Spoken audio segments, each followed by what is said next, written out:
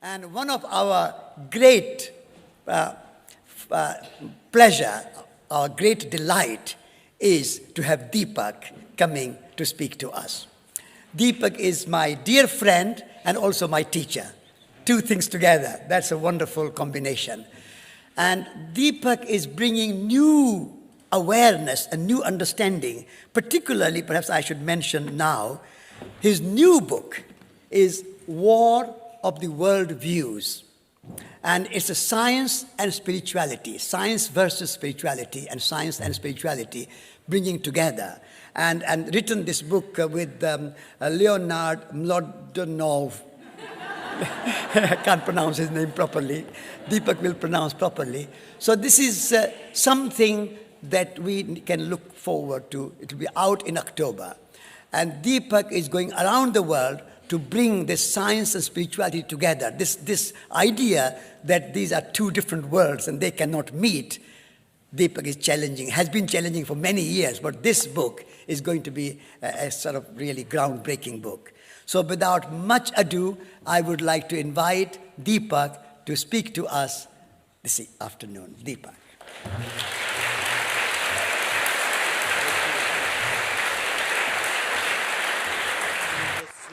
If this is working, because our last session, this was not working. Can you hear me up there clearly?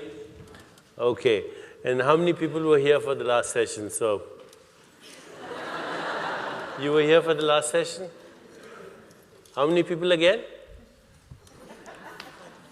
And how many people just came for this session? Okay. Well, the last session was about Tagore, and his relevance of Tagore and his interactions with Einstein, and why Einstein was wrong, even in his science, as far as non-locality was concerned, and Tagore was right, intuitively. And that's, I think, you'll hear more about it as we explore this level that scientists are discovering called non-locality. But Satish asked me for this session to focus on healing.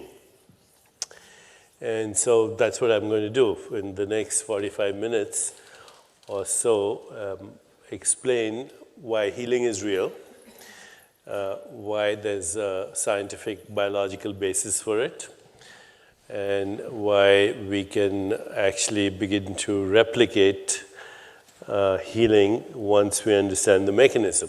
It doesn't mean that we're never going to get sick or never going to die, because you can die and still be healed, which is, of course, what I was reading about earlier when I was reading the poems on death by Tagore. So here we go. My background is in medicine, in neuroscience and neuroendocrinology. And I went to the United States after I finished from All India Institute of Medical Sciences. I finished my basic medical degree. And there were two things that happened in my life. Well, there were many things that happened in my life, but two things that are very relevant to what we're going to talk about just now. The first is that any physician will tell you, anybody who's in the field of medicine will tell you, that biological organisms, particularly human beings, do not respond in predictable manner to treatment. So it's something that we assume. You know, medicine is scientific. Medicine is based on reductionist science. Medicine, the brain and the body operate according to the laws of classical mechanics or classical physics. We assume that, but it's not true. Okay. You can have two patients who have exactly the same illness. They get the same treatment. They see the same physician, and they can have completely different outcomes. One person can die. The other person can recover. So that's a common thing. Physicians know about it. They don't talk about it. It's the unexplained phenomenon. It's the X factor. It's the white elephant in the room we don't want to acknowledge, because once we acknowledge, then we have to say what's happening, and then sooner or later we have to get into consciousness. So that's the first thing. The second thing is my own field, neuroscience, neuroendocrinology. This is in the earlier days when radioimmunoassay as a technique had just been developed. And radioimmunoassay is a way in which you can measure molecules in the body. Okay, so in the 70s, this had become very popular because two investigators, one by the name of Rosalind Yalow, had won the Nobel Prize. Now we can measure what's happening in biological systems. And we were measuring what are now well-known chemicals like serotonin, dopamine, oxytocin, opiates. Everybody's heard of these, I presume. And what one of my colleagues at that time, named a woman by the name of Candice Pert, who later on, she was a fellow, research fellow we were all kind of hanging out together. She later went and became the chief of neurochemistry at the National Institutes of Health. And she coined an expression which became relatively popular amongst us, molecules of emotion. So what her basic thesis was that emotional experiences generate molecules, and these molecules are neuropeptides because they're found in the brain, and peptides because they're protein molecules. And that when you feel different emotions, you have different body chemistry. Now that was very interesting to those of us who were interested in consciousness. And so we started looking everywhere in the body for receptors to these molecules. So, the first place obvious to look for was immune cells. Immune cells which go by different names, T cells, B cells, macrophages, etc. If you look at the receptor sites of these little cells, they have receptors to the molecules of emotion. So right now, somebody inside you is having a conversation with themselves. And this is a very interesting conversation because it has emotional overtones, whether you agree with me, disagree with me, whether I fit into your ideology about what is right, wrong, etc. The conversation never shuts up. It is happening right now. It's happening even in your sleep, in your dreams. In a moment, we're going to try and figure out who's this person who never shuts up. But the fact is that the cells of your immune system are responding to this conversation. They're eavesdropping. They're listening to this conversation. What's even more interesting is that the immune cells are not only listening to this conversation, but they are participating in this conversation because they make the same peptides that your brain makes when you're feeling or thinking. If you ask a good neurobiologist today, what's the difference between the immune system and the nervous system, they'll say there really isn't any. The immune system is a circulating nervous system. It has memory. So when your immune cells look at an antigen or an invader, pneumococcus or whatever, they remember, what was my last experience with this fellow. Should I leave him alone? Should I go after him? I have no experience with him, but my grandfather did. So, the memory is passed on, how to make the precise antibody. Not only our immune cells have memory, but they make decisions. So they're conscious cells. Okay? They have consciousness. If that's by consciousness, we mean memory and choices, sanskara and vasana, or whatever word we want to use. So the immune system is a thinking system. So are you using samskara as consciousness? No, as an expression of consciousness. Consciousness is a field of potential. Okay. So, yeah, your immune cells are thinking. They just don't think in English with an Indian accent. Now, this happens everywhere you look in the body. We started to look. It was very exciting, So we start looking everywhere because you can measure, and scientists love to measure, so we measured. Okay. Today, if you say, I have a gut feeling about such and such, you're not speaking metaphorically at all. You're speaking literally. Your gut makes the same chemicals that your brain makes when you have emotions or thought. In fact, I would say you can trust your gut feelings a little more because your gut cells haven't yet learned how to doubt their own thinking. Today, we know that 80% of our heart cells, for example, are what some cardiologists or cardiac physiologists call neurocardiocytes. Neuro They're like brain cells, neurons, and they are cardiocytes. They pump blood, but they make the molecules of emotion. Now, I'll cut this story very short because it's a 35-year-old story in development, but your mind is not in your brain, okay? It's everywhere. It's in all the cells of your body, and all the cells of your body are relating to all the cells in two ways. One is local communication through energy and information, local communication. So when I communicate with you on your cell phone, for example, that's a local communication. Or I call you on the phone or through the internet, that's local. It involves energy and information. And there's another kind of communication that occurs. It's called non-local, which I spoke about a little bit earlier, which is almost instantaneous. It's not communication, but it's correlation. Every cell correlates with every other cell instantly. Your body has 100 trillion cells, which is more than all the stars in the Milky Way galaxy. Every cell is doing 100,000 activities per second, and every cell tracks and synchronizes with every other cell instantly without sending messages, no signals. Okay? It's what is called non-local correlation, and this is a new field. It's called quantum biology, that biological organisms don't function linearly, they function in an integrated manner. My body is an integrated whole. My brain is an integrated whole, and it's participating with what we call the environment, which is a terrible word. It's the biosphere of which we are an activity. You know, we use these words, body, environment, and we think that's different, but it's actually one system. Okay, it's an integrated system. Those trees are your lungs. The earth is recycling as your body. The rivers and waters are recycling as your circulation. This air is your breath. So why do we call the environment? Okay. We have a personal body, we have an extended body, and they're both equally ours because you can't live with one or the other. Okay. They're equally crucial to our sense of I exist. So everything functions as an integrated system, and this integration is felt to be non-local.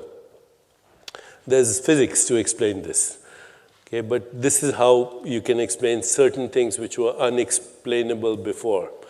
How does the human body, for example, do so many things simultaneously? It can think thoughts, play a piano, kill germs, remove toxins, make a baby all at the same time.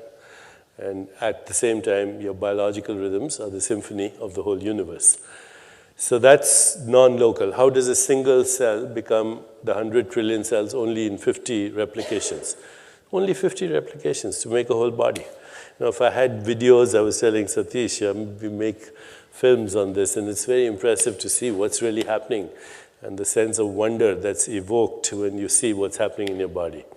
Okay, so that's non-local correlation. These are the two kinds of things.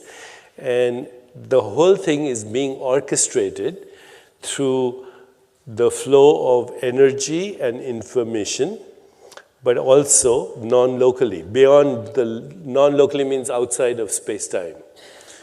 Okay. So that's the first thing to understand. The second thing to understand is that your body is not a structure. First of all, the mind is everywhere, but the second is your body is not a structure. You know, when we think of this, we say this is a structure, right? But even this is not a structure, it's a process. If you go to the level of subatomic particles, this is a very dynamic process right now. But your body is definitely not a structure. It's not a noun, it's a verb. And there's nothing in the universe that's a noun. Nouns are conventions of language. They are not expressions of truth, because there is nothing in the universe that stands still, even for a second. Okay? So your body is dynamic. It's in exchange with all the elements and forces of the universe. And this happens through eating, breathing, digestion, metabolism, elimination, how we experience the world through our five senses, sound, touch, sight, taste, smell. That's where Ayurveda comes in, because we use these modalities to change biological expression. But then there's a whole realm of experience which is subjective, which is trans-empirical, which means it's not experience through the senses. Empiricism means experience through the senses and measurable. But there's a whole realm of experience that is subjective. Okay, our thoughts, our feelings, our desires, our imagination, insight, intuition, creativity, all of that, the deepest level of subjectivity for which science, by the way, has no explanation, how the brain produces subjective experience. We call that the hard problem in science. But, you close your eyes and you suddenly become aware of all this thing that's happening in your subjectivity, and that influences everything that's happening in the body. Today, it's possible to do a little bit of mathematical calculations based on what are called radioactive isotope studies. And you can prove without a shadow of doubt that right this moment, you have 1 million atoms that were once in the body of Jesus Christ, or Buddha, or anyone you want to think about. In just the last 3 weeks, 1 quadrillion atoms have gone through your body that have gone through the body of every other living species on this planet. So think of a tree in Africa, a squirrel in Siberia, a taxi driver in Calcutta. You have stuff in your body that was there only 3 weeks ago. Okay. In less than 1 year, you recycle now. We used to think it was 5-7 years. In less than 1 year, you recycle 98% of all the matter in your body. So at the atomic molecular level, you have a new liver every 6 weeks, a new stomach lining every 5 days, new skin once a month, a new skeleton. It seems so hard, but a skeleton is a dynamic organ with calcium, phosphorus, everything coming and going. And by the end of 1 year, you replace almost all your body, 98%, few bits of collagen and cartilage, which take a little longer turnover. So this body that Satish invited is my 2011 model. And the last time I came, I brought with me the same suitcase, but not the same physical body. Okay. I brought, my suitcase has a little longer shelf life than my physical body. So, this raises a big question in science today. Who are you? If you think you're your physical body, then you have a bit of a problem. Which one are you talking about? Okay. So while my physical body has recycled from the ecosystem, it's part of the biosphere, the unfortunate word, environment, while it's recycled, and my personal body from year 2010 is dead, it's gone. I haven't died in the meanwhile, so I hope you agree this is scientific proof for the existence of life after death, because our consciousness is constantly outliving the death of the molecules through which it expresses itself. It's doing it right now. You don't need further proof of reincarnation. These are reincarnated cells, okay? These weren't there a month ago, but they remember the difference between hot and cold and pleasure and pain. It's the memory that's reincarnating. Okay, it's the memory. It's always reincarnating as this physical body. So let's go a little deeper. You go look at these molecules that are recycling. You see their atoms, and then you look at the atoms, and they're subatomic particles, and they're all coming from an emptiness. And that's where the real action is, that emptiness. Now, today scientists call it the quantum vacuum of the universe, which hasn't disappeared. It's right there. If that wasn't active, you and I wouldn't be here. Okay, the quantum vacuum didn't disappear with the Big Bang. It just started a whole series of activities that are still going on, but the quantum vacuum of physics is there right this moment, and you and I and everything exists because it's there. That's what scientists call it. But you look at the poetry of Rumi, 700 years ago, he says, we come spinning out of nothingness, scattering stars like dust. He says, look at these worlds, spinning out of nothingness. This is within your power. Who else? The Buddhists talk about shunyata, that is beyond subject-object split, beyond the observer and the observed. Vedantists, they talk about chitakash.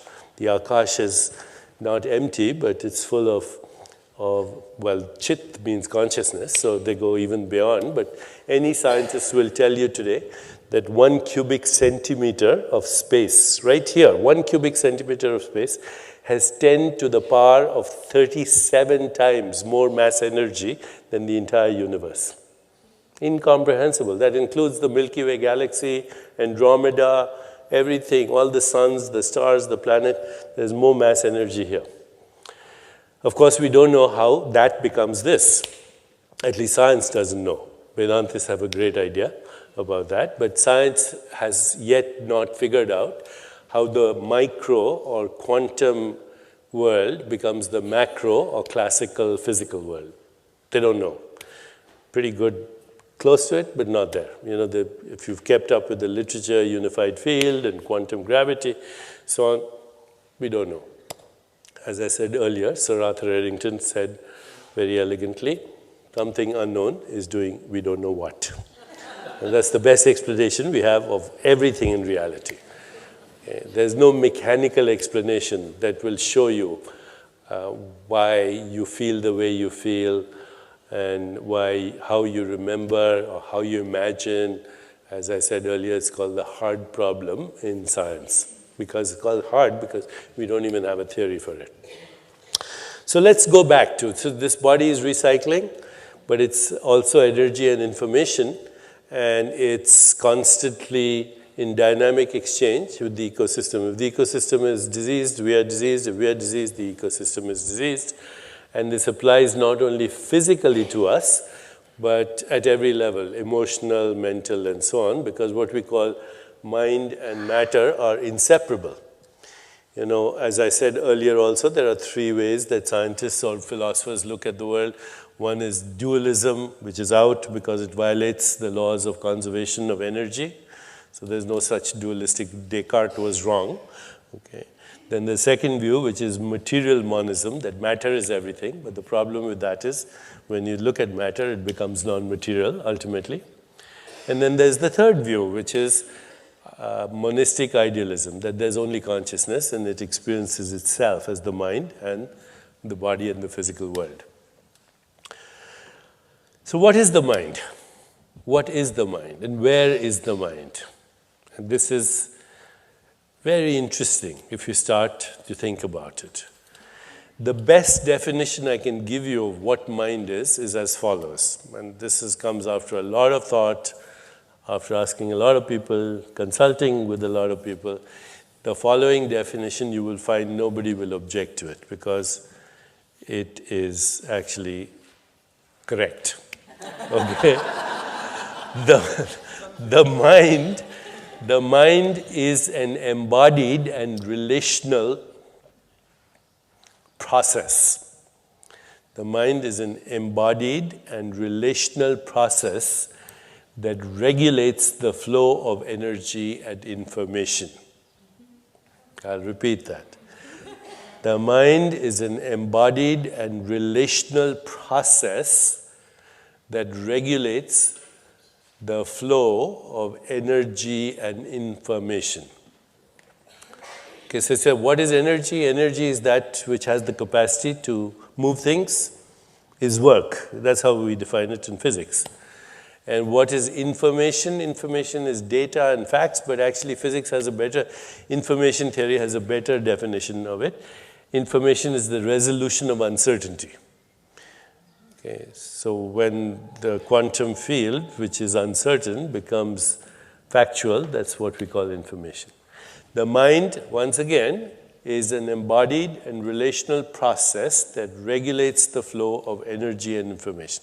So where's my mind? Well, it's entangled with yours. Because as soon as I say something, and right now I'm the one who's speaking, but we could be having a dialogue, but you're responding, right? So as I'm speaking and you're responding and I'm getting some feedback, our minds are dancing. And as a result of that mental representation in each of our consciousnesses, all our consciousness right now, our brains are also entangled. Because there's no mental event that does not have a neural correlate. I'll repeat, there's no mental event that does not have a neural correlate. Which doesn't mean we understand consciousness. It just means that if you have a mental event, let's say I ask you to ask a simple question of yourself, who am I? What do I want? What's my purpose? If you reflect, that activates your prefrontal cortex. If you have an emotional experience, like I love my grandchild, or I love my husband or wife, or I feel compassion for so-and-so, that has another correlate, it's in your limbic brain. If you have fear, it has another correlate, it's in your amygdala. There is no mental event that does not have a neural correlate. And there is no neural correlate that doesn't have a biological correlate. Why? Because the brain functions as an integrated whole. There's an autonomic system, there's a sympathetic nervous system. The neuropeptides I mentioned, the chemicals, neurotransmitters, they're related to these activities. So everything in your body that's happening is integrated. Your thoughts, your feelings, your emotions, your social interactions, your environment so-called, your extended body, your ecosystem, it's all one process. You know, the problem with Cartesian dualistic thinking is we created divisions that didn't exist. So mind and body, body and environment, and now we're spending hundreds of years to see what the connection is, when there was no division in the first place. It's a single process. Your breathing, your heart rate, your autonomic system, which includes your sympathetic and parasympathetic nervous system, different parts of your brain, and your biology, your immune system, it's all a single process. And furthermore, it's entangled with other minds and other bodies. Because if I say something, I say to you, Satish, you know, the board of trustees just decided that they're broke and this place is closed, that would raise your blood pressure a little bit, okay? And your heart would speed up and your platelets would get sticky. And all I've said is a sentence, right?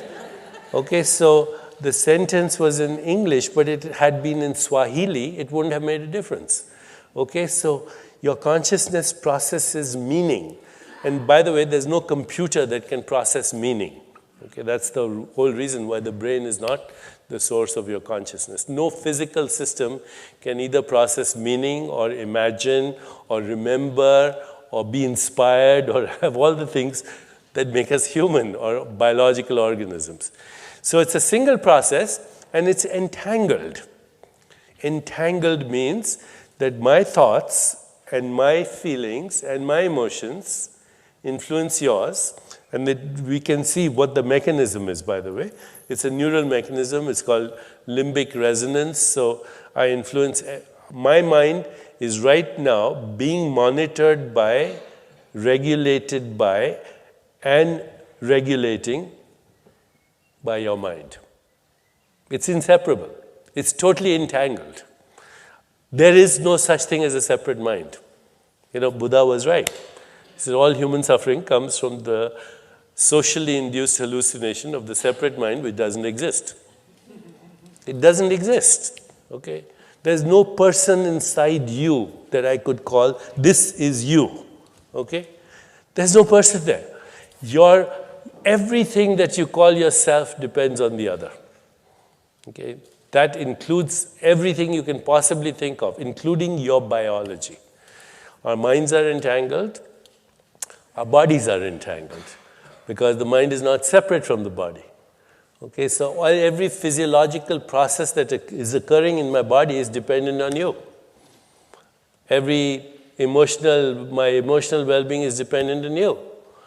You know, in the Yoga Vaishishta, the great sage Vaishishta, he says, dear ones, we have all created each other in our fancy. Okay? And that happens to be a biological truth. And this now we say, how far does this extend? How far does it extend?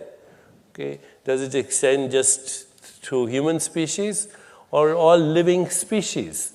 And when you say all living species, where do we stop? Okay. We know that dogs can respond to you, they share your emotions. We know that other life forms are entangled with us.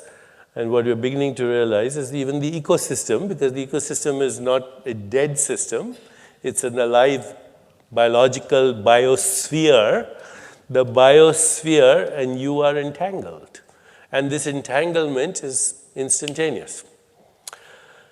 Which leads to an amazing thing. You say, okay, entanglement is all across the ecosystem, all across the biosphere, But now, science, because of non-locality, says the entanglement extends outside the planet. It's all over the universe. We are part of a living cosmos. Teilhard de Chardin, the Christian theologian, he had nice words. The geosphere, the biosphere, the astrosphere, the theosphere, they're all entangled. And so this entanglement is horizontal, which means you and I are entangled in space, but it's also vertical. Why? Because my mind is influenced by the mind of my parents, who are no longer with me, but I have memories. Okay, my childhood, and their parents, and then our culture, and then our history. It gets pretty complicated. Your mind exists because of all minds that have ever existed and will exist in the future. The entanglement is horizontal, it's vertical. And now, because we have Twitter and Facebook and the internet, the entanglement is increasing, right? Because I just went outside and there's an elephant over there, or a simulated elephant. I took a picture and I sent it on Twitter with my BlackBerry. I said, "Elephant break." Okay? And 500,000 people are retweeting that right now, knowing that there's a conference in Tagore right here at Dartington. So we're entangled. And that leads to very interesting, first of all, conceptually, but now look at it from a point of view of well-being. So one of my other jobs, if you will, is that I'm also a senior scientist at Gallup organization. So I'm sure you've heard of Gallup. You know, they do polls, surveys. And so a few years ago, we said, let's start doing collecting data on well-being, okay? So we started with very simple things. We first divided well-being into 5 categories: career well-being, social well-being, physical and emotional well-being, financial well-being, and community well-being. These are the 5 categories we started with. So, and it's very simple. We take surveys. There are 2,000 people designing these studies, and Gallup has perfected the art of taking questions, and, you know, they're the best people as far as designing studies to ask questions. So first thing was career well-being. And we asked a very simple question. Do you love what you do every day? Do you love your job? Only 20% of the people in the world said yes. 80% dislike what they do every day. In the world, and there are differences, you know, there are differences between, say, Chad and Denmark and Sweden, but average 20%. Only 20% people love their jobs. The other statistic was that more people die in our civilization on Monday morning at 9 o'clock than any other time. No other animal knows the difference between Monday and Tuesday. This is an extraordinary accomplishment for which only the human species can take credit. Okay. We die on Monday mornings of heart attacks at 9 o'clock. And the biggest sickness is time sickness. Everybody is running out of time. Okay? And they have speeded up biological clocks. They have faster heart rates, jittery platelets, higher blood pressure, dropping dead of heart attacks. Time has run out. Okay? Because they're saying to themselves, I have no time. Okay. Tagore had a relationship with eternity. If I have time, I would love to read 1 or 2 of his poems on the timeless experience. So that's one statistic. The other statistic was, these are very practical things. If you are working in an environment where your supervisor or manager or whatever ignores you, your rate of disengagement goes up by 45%, and within 3 or 4 months, you start to get sick. Because nothing that happens in the mind doesn't have a biological correlate. 45%, it goes up. If your manager or supervisor doesn't ignore you, but criticizes you, you get better. Your rate of disengagement goes down to 20%, because you would rather be criticized than ignored. See, when you're ignored, you don't exist. When you're criticized, at least now I'm acknowledging that you exist. So you get better, 20% down. If, on the other hand, your supervisor or manager not only notices you, but acknowledges a single strength that you have. Your rate of disengagement goes down by less than 1%, and your physical health improves. This is data that is proved now. We've done it many times. So obviously, why don't we correct this situation? In the US alone, we estimate in Gallup that disengaged and actively disengaged workers, actively disengaged are people who are unhappy, but they come to work with the express intention of making other people unhappy. Okay? Between the active and disengaged, the annual cost in the US alone, I don't know the figures from elsewhere, is $380 billion.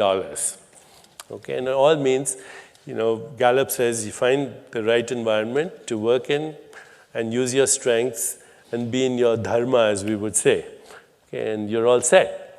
Can we not create those environments? And that's another part of our Gallup work, that we evaluate people's strengths. So I can sit down with you for 2 hours, and you can do it on the computer.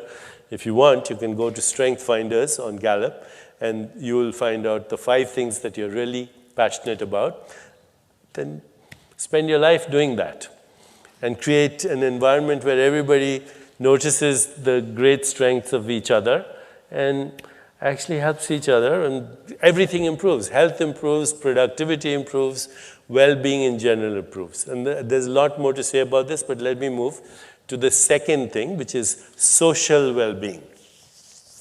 Social well-being. If you have a happy friend, your happiness will go up by 15%. But if your happy friend has a happy friend that you don't know, it goes up another 10%. And if your happy friend has a happy friend who has a happy friend that you don't know, it keeps going up.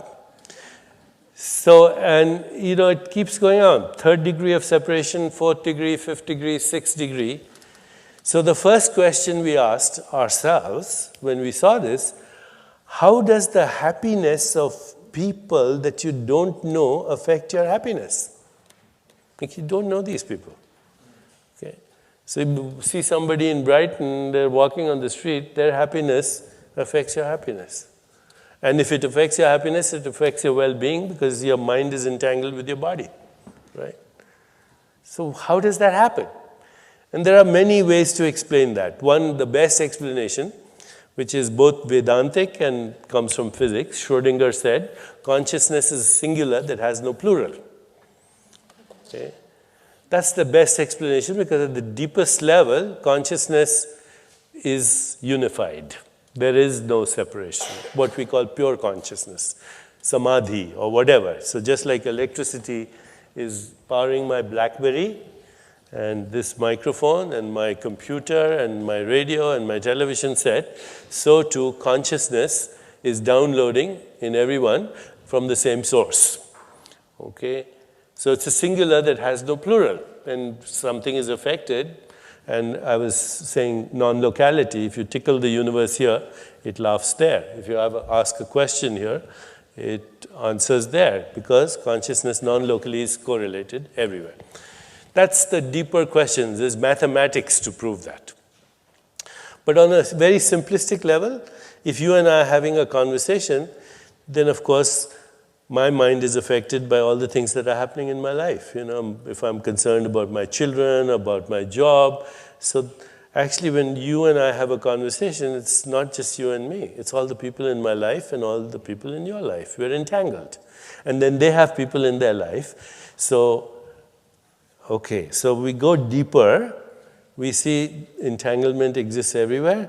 So the happiness of your perceived enemies is good for your well-being. Okay? There's no getting out of it. Okay? It's good for your well-being. We go to the other areas, and we have only 5 minutes left, so I just want to tell you this. This is what happens, okay? If you go from social well-being to physical well-being, which requires very good few things like good sleep, exercise, adequate breathing, and food that doesn't come in a can or has a label, you're all set. Okay. That's physical well-being. And then there's financial well-being. Don't spend money that you haven't earned to buy things that you haven't, that you don't need to impress people that you don't like. It's the cause of the economic crisis. Okay. And then there's community well-being. What in India we say seva, satsang, simran. So you combine all this, this is well-being, okay? And it's totally in your control. Then there's spiritual well-being, which addresses bigger questions. Who am I? What's the meaning of death? Does God exist? Etc., etc. Here are the 5 breakthroughs. If you understand the 5 breakthroughs in science, you'll understand how to heal. The first breakthrough, conceptual. Your body is not a structure, it's a process. It's a process in consciousness. Second breakthrough, your genes are not deterministic. See, that's another big, huge. When President Clinton in the year 2001, they said, we've deciphered the human genome, we found the alphabet in which God created life. Not true. You have only 23,000 genes, and most of them you share with everybody else. Like 65% of your genes are the same as a banana. 80% of your genes are the same as a mouse. 98%. There's unity of life, and that includes our genes, and our genes are not deterministic. You turn them on and off by the way you feel, the way you think, the way you relate, your relationships, your environment, your food, your sleep, your exercise. And I just met with Elizabeth Blackburn, who won the Nobel Prize in 2009, for telomerase, an enzyme that influences your lifespan, your biological clock. People who meditate, Vipassana and other, mantra meditation, their telomerase goes up by 30% within 4 months. So your genes are responding to your mental activity. Okay, so that's the second breakthrough. Your genes are not deterministic. Third breakthrough, your brain is not a structure. The whole field of neuroplasticity, you can change your brain structure. So if you do, the Buddhist Vipassana meditation, or you cultivate attitudes like compassion, like loving kindness, what the Buddhists call the 4 divine qualities, loving kindness, compassion, joy, and equanimity, your whole brain starts to change. Your limbic brain changes, your cortical brain changes. When you reflect, it changes. When you override your automatic responses, it changes. Bottom line, you don't have a fixed brain. That's the third breakthrough. Fourth breakthrough is you can change your body, because you can change your brain and you can change your genes. That now there's all this research which is coming out on the biomarkers of aging. There are 15 of them, all of them are reversible by at least 10, 15 years. So, we're going to see a new expression. None of this is technology, it's all internal work, right? So your brain is not fixed, your genes are not fixed, your body is not fixed, it's all a process. Next breakthrough, you can change your relationship to time, okay? Find the timeless within you. And that is actually the real breakthrough. Because time is how we measure our experiences. When you're having a good time, what do you say? Time flew, right? Or when you're bored, what do you say? Time dragged. When you have 10 deadlines, then of course you say, I'm running out of time. So these are the major breakthroughs, but they lead us to a deeper realm of our own soul, which is non-local. When we are connected with that part of ourselves, then, of course, we experience the timeless. Try this. Are you listening to me right now? And I'm going to finish, Satish. As you're listening to me, just turn your attention. As you're listening to me right now, just turn your attention to who's listening.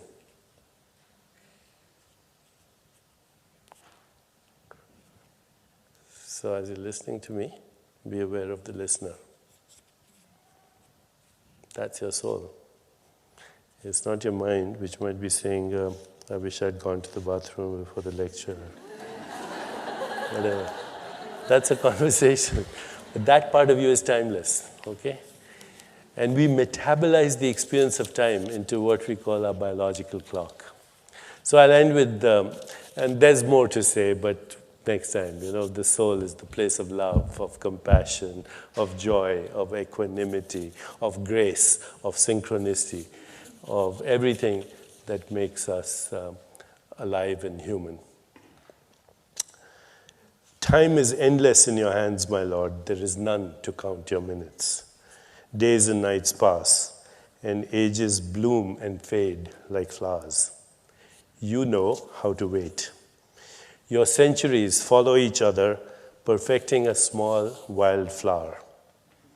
But we have no time to lose, and having no time, we must scramble for our chances. We are too poor to be late.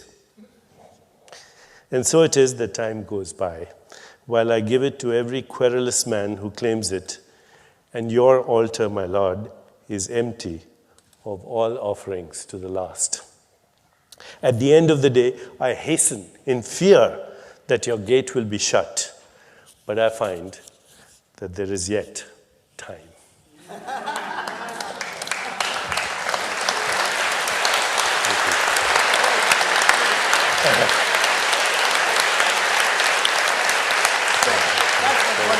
Thank you. Thank you, Deepak. Thank you. Thank you.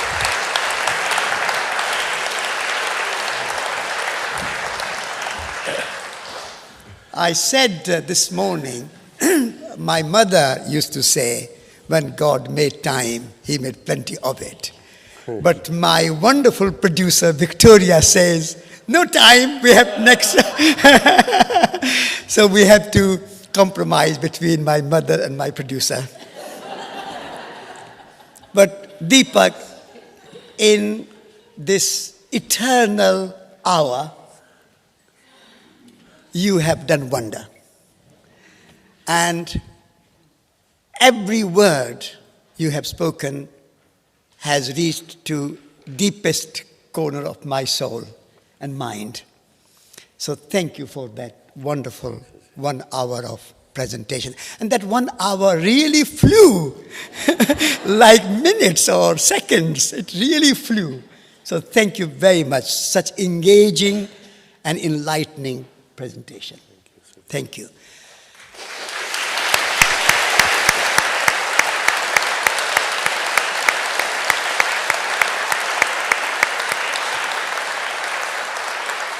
I would have few minutes of questions, and I would like, in the previous session, someone who did not ask question to start with that person. So anybody who did not ask, a lady there in that corner, in purple jacket. Should we disentangle ourselves from miserable people? Say that again? Say again? Should we disentangle ourselves from miserable people? From disentangle ourselves? Absolutely not, because the more you experience the suffering of another person, the more you have the desire, even the mental desire to alleviate it, you get better. Your health improves. The suffering of other people is what gives birth, compassion is what gives birth to love. And love is what ultimately causes healing. So without compassion, there is no love. And love has to also be in action. Love without action is meaningless, and action without love is irrelevant. So it's all connected. Emily. The question No. is, Yeah, I can hear. the question is, how do you balance the urgency of our time with the need to take reflective, deep, expansive, the rest of this question. Do you think social transformation is possible in the absence of personal transformation? No, definitely. So right there, since we're talking about Mahatma Gandhi, he said, can you be the change you want to see in the world? Because otherwise we just become angry peace activists or angry environmental activists. And that adds, if consciousness is a field, every bit of anger, of self-righteous outrage adds to the anger of the world. So outrage by the word. Word means rage, right? So find your own sobriety, find your own peace, and then peace can be created by those who are peaceful. Love can be created by those who have loved. So there is urgency, but the urgency is take care of yourself first. on the back there. And then you, Wendy. Thank you. We have aging population. Can you tell us a little bit about dementia? Can you keep a bit closer? We have aging population. Can you tell us a little bit about dementia and what we can do to... Dementia. Dementia. Okay. Yes. I actually am working with a friend of mine, Rudy Tanzi, who runs the dementia unit at Harvard Medical School. And what he's saying, and he's discovered 4 genes that are presumably responsible for Alzheimer's. But actually, what he's saying is that everything from sensory stimulation to personal relationships to being with other people will actually thwart this, will change the behavior of the genes, the same thing I was saying earlier.